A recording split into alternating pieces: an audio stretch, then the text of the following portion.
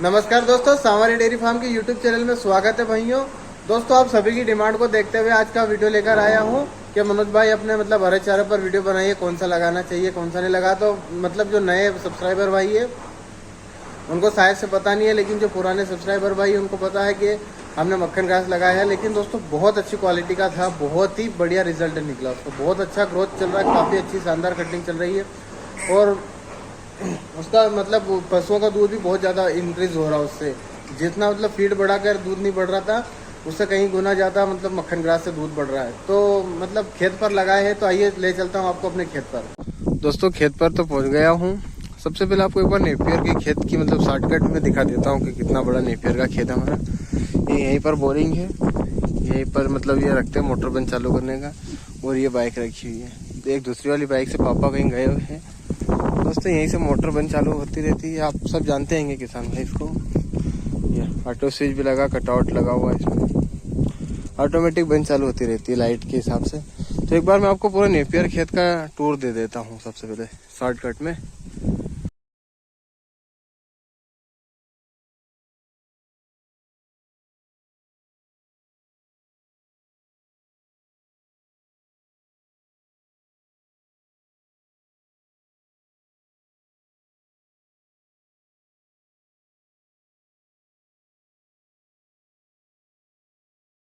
दोस्तों नेपियर पर कभी एक बार डिटेल में वीडियो बनाएंगे, मैंने कितना लगाया है, इसमें क्या क्या खाद डालते हैं, कितनी कटिंग के बाद इसमें खाद डालते हैं, तो एक प्रॉपर वीडियो बनाएंगे इसमें। अभी सिर्फ आपको मक्खन घास दिखाने का उद्देश्य है मेरा कि आपको मक्खन घास दिखाएं। दोस्तों ये खेत है हमारा, जहाँ तक कैमरे जूम करके दिखा देता हूँ। ये जो दिख रहे पेड़ आपको लास्ट में, ये एक लाइन से सारे वहाँ से वहाँ तक ये पूरा इतना एक कट्ठा है हमारा, लगभग 25-26 बीघा का खेत है। इधर कुछ लहसुन की बिजाई की है, गेहूं की भी बिजाई कर रखी है इधर। तो आपको वो दिखाते हैं सबसे पहले मक्खन ग्रास। ये देख सकते हैं दोस्तों आप कितना ये सेकेंड कटिंग का है। फर्स्ट में तो हम उधर से काट भी लिया है, यहीं से काटते काटते लगभग 4 से 5 दिन हुए सिर्फ वहां तक जाते जाते। देख सकते हैं आप, सिर्फ कम लगाया था मैंने, हर बार लगाते, लेकिन इस बार के थोड़ा नेपियर काफी ज्यादा हो चुका था तो इसके चलते कम लगाया है। मक्का की भी बिजाई की है हमने, मक्का की भी बिजाई की है, तो फिर क्या कि ज्यादा हरा हो जाता है इतना, क्योंकि फिर ज्यादा वेस्टेज भी होता है। लगभग 4 बीघा का हरा लगाया हुआ है। तो नेपियर आप भी जानते हैं बहुत ज्यादा ग्रोथ होता है, इतनी तेजी से होता है, पता नहीं कौन सा हाइब्रिड बीज है ये कि इधर से खत्म होता है तब तक दूसरा आ जाता है। लेकिन सीजनेबल हरा चारा लगाना बहुत जरूरी है। तो मैंने सोचा चलो अपने भाई को मक्खन ग्रास की ग्रोथ दिखाते हैं। तो फर्स्ट कटिंग तो दोस्तों काट ली, लगभग 5 दिन हुए, आप देख सकते हैं इसे। ये लगभग 8 इंच का हो चुका वापिस, सिर्फ ये 5 दिन में 8 इंच का। तो आप यहाँ से अनुमान लगा सकते हैं कि हमने यहाँ से शुरू कर सिर्फ वहां तक पहुंचे। ये दुर्गेश लगा हुआ है, अभी सर्दियों का समय है, हवा भी काफी ठंडी ठंडी चल रही है और धूप भी लेट आती है, इसके चलते खेत पर लेट आते हैं और ठंडा खिलाते भी नहीं है। जैसे अभी दिन में सुबह शाम को काट कर रख देते हैं छाँव में, तो थोड़ा क्या कि जो पानी की ओस की बूंदे रहती है वो भी हट जाती है, क्योंकि ओस की बूंदे और ठंडा बहुत ज्यादा है। वैसे कोई विशेष समस्या नहीं आती है, लेकिन थोड़ी सी सावधानी रखने में भी भलाई है। इसमें भी खरपतवार तो होते हैं, लेकिन 1 या 2 कटिंग के बाद अपने आप खत्म हो जाते हैं, क्योंकि गोबर की खाद डालते हैं ना, तो उससे खरपतवार तो आते ही आते हैं, लेकिन इतने ज्यादा नहीं आते हैं। तो आपको आगे ले चलता हूँ मैं, इसमें दिखाऊंगा कि कौन कौन सी खादें भी डाल रहे हैं अभी हम, जिससे कि अच्छी ग्रोथ करेगा ये। दोस्तों इसमें ना मैं यूरिया हर बार नहीं डालता हूँ, बोया था तब से नहीं डाला, लेकिन अभी फर्स्ट कटिंग के बाद डाल दिया है। ये थोड़ा सा क्या अभी पता है कि यूरिया मिल नहीं पा रहा है, तो इसके चलते क्या कि जो हमने स्टॉक करके रखा था यूरिया, ये आपको कुछ दिख रहे होंगे वाइट, तो ये क्या कि जम गया था, तो इसके चलते कुछ नहीं, फोड़ कर उड़ा तो दिया है मैंने, इसमें दे दिया यूरिया। ये यूरिया और डीएपी का मिक्स कर डाला है इसमें, क्योंकि ज्यादा यूरिया ज्यादा क्या देते, बहुत कम देते, लेकिन एक बार तो देना ही पड़ता है शुरू से। अब तो फर्स्ट कटिंग में भी दिखा देता हूँ दोस्तों, आपको लग जरूर होगा कि बहुत दूर है, लेकिन काफी ज्यादा पास हो जाएगा। इसकी जो फुटाव रहता है ये देख सकते हैं, सिर्फ कल काटा था हमने इसको, ये 1-1 इंची का बड़ा हो गया। ये बहुत जल्दी ग्रोथ होती है यार दोस्तों, बहुत अच्छा शानदार फुटाव रहता है इसका। तो मैं तो यही रिकमेंड करूँगा कि यार आप बरसीम या फिर सबसे अच्छा मेरे हिसाब से तो मक्खन ग्रास है, बहुत अच्छा दूध देते हैं पशु इससे।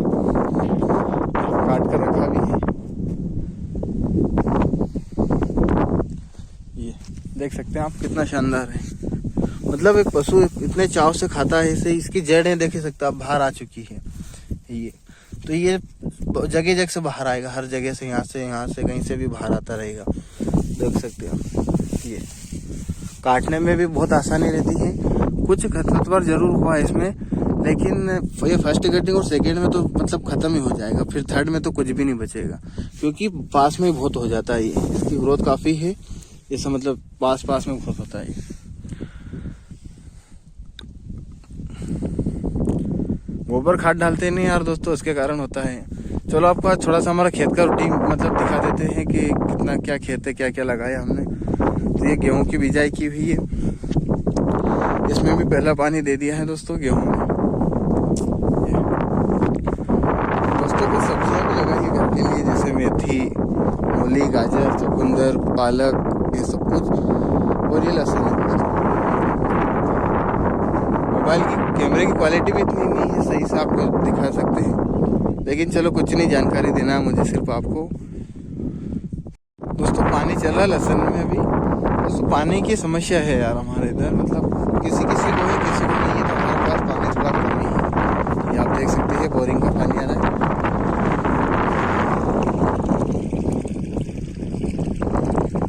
बोरिंग का पानी आ रहा है दोस्तों, पानी काफ़ी कम है हमारे पास में। लगभग 1-2 बीघा का मतलब सब्जी लगा सकते हैं हम। और कुछ यहीं पर देख सकते हैं आप, काफ़ी बहुत बड़ा खेत है, लगभग 1 से 1.5 बीघा तो यहीं पर है। और इधर मक्खन ग्रास जो लगाया हुआ है, यहाँ पर गेहूं की बिजाई है, इधर भी गेहूं की बिजाई है। ये अभी फसल छोटी है दोस्तों, तो इस कारण से आपको सही नहीं दिख रही है। अभी थोड़े दिन बाद फिर एक बार दिखाऊंगा। मैं सोच रहा हूँ जैसे हमारे खेत में जो नर्मदा पाइपलाइन का पानी आता है, उस पर एक बार मैं डिटेल से वीडियो दिखाऊँ आपको कि हमने कितने लंबे किप्पी लगाई, जिसे पाइप बोलते हैं, कितना लंबा पाइप लगाया है। कुछ फसल चने की भी लगाई है घर पर खाने के लिए।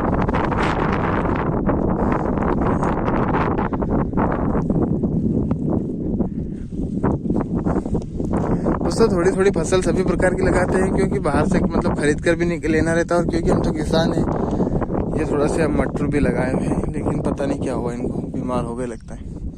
ये आलू का खेत है दोस्तों। आलू तो पंजाब से ही मंगाया था फर्स्ट वाला, और ये लगाया है। कुछ रेट ना मिलने के कारण दोस्तों आलू की खेती कम कर दी। पहले हम 5-5, 6-6 बीघा के लगा रहे थे, लेकिन अभी 2-3 साल से कम कर दिया है। तो आपको शॉर्टकट में दिखा देता हूँ। मैं मक्का भी बोया है हमने, कितना क्या ग्रोथ हो रहा है उसका। और अगला गेहूं का खेत भी दिखा देता हूँ। पास वाला जो पेड़ के उस पास दिख रहा है वो भी हमारा ये वो वाला। दोस्तों इस वाले जो खेत पे जो गेहूं है, ये हमने पंजाब से बीज मंगवाया था, लगभग 3,500 रुपये प्रति क्विंटल, मतलब 35 रुपये kg के हिसाब से।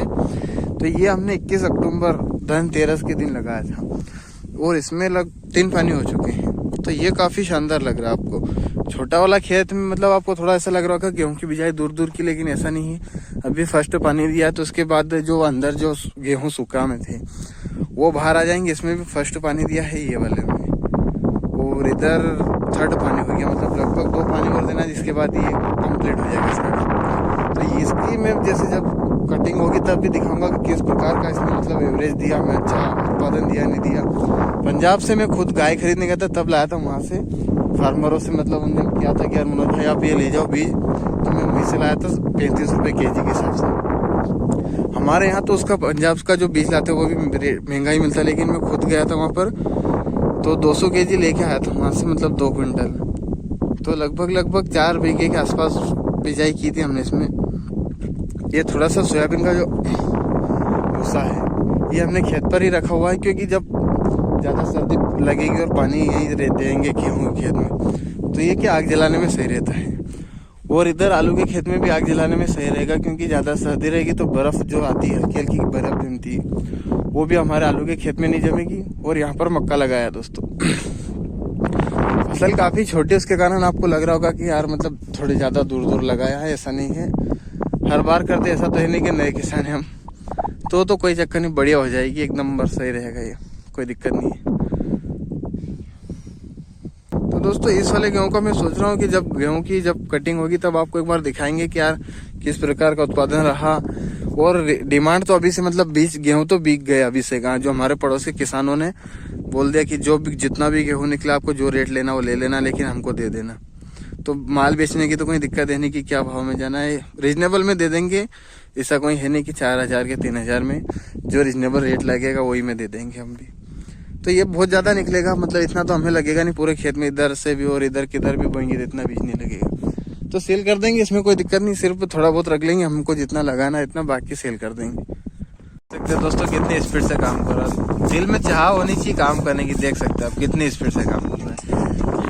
तो दोस्तों आशा करता हूँ आपको हमारा आज का वीडियो पसंद आएगा, मक्खन ग्रास पर जो बनाया था। तो जुड़े रहिए सावरी डेयरी फार्म के साथ, अच्छी अच्छी जानकारी मिलती रहेगी। नेक्स्ट वीडियो आपको जिस टॉपिक पर चाहिए कमेंट करके बताना जरूर। बहुत सारे कमेंट आ रहे हैं कि यार सर्दियों में दूध कम हो रहा है, क्या करना है। तो मैं तो गारंटी लेता हूँ, मतलब वादा भी करता हूँ, गारंटी लेता हूँ कि सर्दियों में दूध कम नहीं होगा, सिर्फ बढ़ेगा ही बढ़ेगा। ऐसा कोई कारण है ही नहीं कि सर्दियों में दूध कम होगा। फेड भी बढ़ाने पर एक वीडियो बनाएंगे। जुड़े रहिए सावरी डेयरी फार्म के साथ दोस्तों। आशा करता हूँ आपको आज की हमारी वीडियो पसंद आएगी। धन्यवाद दोस्तों।